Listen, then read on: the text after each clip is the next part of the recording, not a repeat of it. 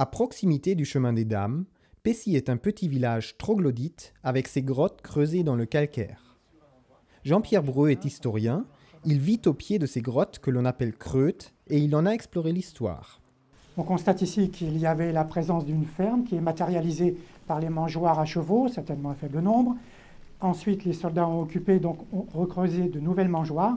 Et tout au fond apparaît la trace d'une destruction par une bombe de gros calibre que vous pouvez voir vers le ciel. C'est une bombe allemande qui a détruit la grotte lors de la Première Guerre mondiale. Les obus atteignaient en effet en permanence le village de Pessy. Et la forme très découpée de Pessy. Et ici, la route actuelle du chemin des Dames qui correspond à la ligne de front avec les premières lignes allemandes ici et puis les premières lignes françaises quelque part ici. Donc vous voyez que le village de Pessy était sur le front tout en étant caché par le relief et que la partie arrière où les soldats allaient en repos était située en général de l'autre côté de la vallée de l'Aisne ici. Pessy était donc un village de front. Roland Belot est né 17 ans après l'armistice de 1918 et pourtant, il a vu les traces de cette guerre.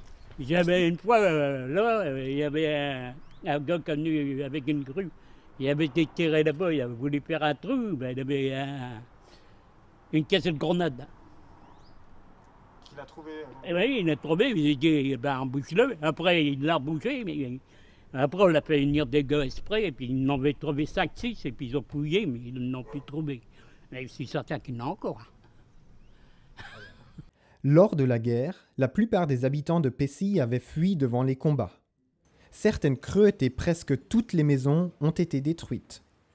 Alors ici, un exemple de destruction totale, et puis dans cette zone-là, de reconstruction. Destruction totale, à l'emplacement où nous sommes, il y avait 4 ou 5 maisons. 1, 2, 3, 4, 5. Aujourd'hui, 0 maison. L'emplacement du lavoir, détruit totalement aussi, sauf les substructions. Alors qu'ici, ces maisons-là ont été détruites, mais reconstruites. Et si vous retournez, vous allez les voir ici, elles sont exactement au même emplacement. À Pessy donc, le village a été reconstruit. Ça n'a pas été le cas partout. Certains villages n'ont pas été reconstruits du tout, non pas parce qu'ils étaient totalement détruits, puisque ceux-là sont également détruits, mais parce que les habitants n'ont pas souhaité éventuellement utiliser ce qu'on appelle les dommages de guerre pour reconstruire au même emplacement. Ils ont donc reconstruit ailleurs. C'est le cas par exemple de Crâne qui s'est déplacé du plateau, enfin de la pente jusqu'à un endroit plus bas. Puis il y en a bien d'autres. À Craonne par exemple, on reconnaît à peine l'endroit où se trouvait le village, entièrement rasé par les tirs allemands. Nous sommes à l'emplacement de l'ancienne église de Crâne. Le village ayant été totalement détruit et reconstruit plus bas. Le fait que ce soit très vallonné, c'est dû à l'encaissement de l'église, d'une part parce qu'avec la destruction, ça laisse apparaître la forme de l'église, mais aussi surtout par les trous d'obus qui sont encore apparents de tous les côtés. Pessy a été reconstruit au même endroit.